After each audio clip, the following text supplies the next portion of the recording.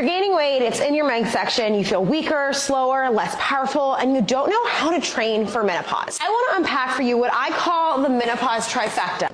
And these are the three main important things that I think women in general, but especially midlife women, should be focusing on their exercise training when it comes to maintaining metabolic, bone, muscle, and or general health and longevity. So the very top of my trifecta here, we have strength training.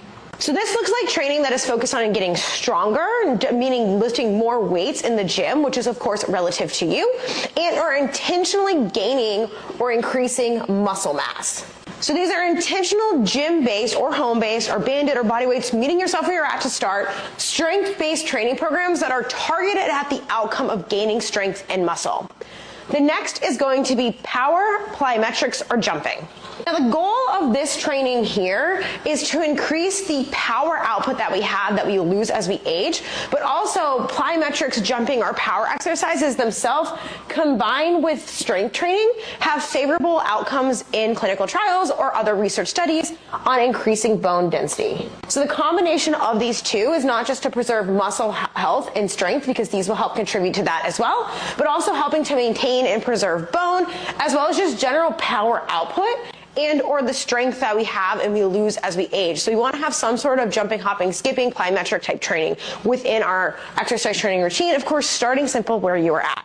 And the last one is going to be cardio. Now, cardio gets a really bad rap in the menopause space. And the reality is menopausal women need cardio, no matter what that looks like. We have shifts and alterations and higher risk of metabolic and cardiovascular disease. So neglecting this, even for the sake of this, is neglecting your health. So we want to make sure that our menopause training program doesn't just focus on muscle and strength, which is important, but well-programmed cardio. The issue is most of the time, many women that are midlife have overused cardio, use it excessively, or use it as a tool for excessive calorie burn, fat loss, and didn't do it in a way that was well programmed, so they didn't get the results that they were looking for. The goal of having cardio in your program is, one, to meet the minimums for health, but also to make sure that you're protecting and preserving your metabolic health. Women have higher rates of metabolic and cardiovascular disease post-menopausal than they did premenopausal, and even compared to men. So to neglect those and or any of these things on my triad here is potentially neglecting our health. Now that is not me saying that to scare you into exercise. It's saying that if pages are making you afraid of doing any of these things